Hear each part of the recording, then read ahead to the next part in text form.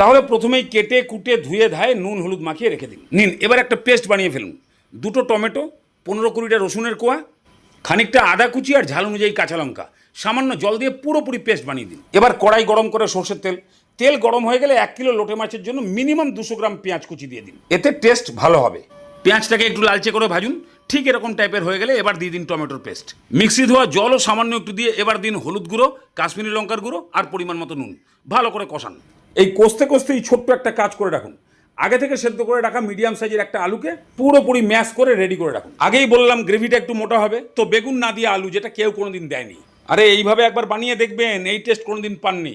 এবার চলে আসুন মশলায়। একদম ভালো মতো কষিয়ে মশলা থেকে তেল ছাড়িয়ে দিন। ঠিক এরকম টাইপের তেল ছাড়তে শুরু করলে এবার সেদ্ধ করা আলুটা দিয়ে 5 মিনিট খুব ভালো করে কষান। নাড়াচাড়ি করতেই বুঝতে পারবেন যে আলু ভালো মতন কষে গেছে। এবার এখান থেকে সামান্য একটু নিয়ে নুন ঝালের পরিমাণটা ভালো করে টেস্ট করে নিন। যা জিনিস তৈরি হয়েছে না, এই দিয়ে আপনি ভাত মেখে খেয়ে নেবেন।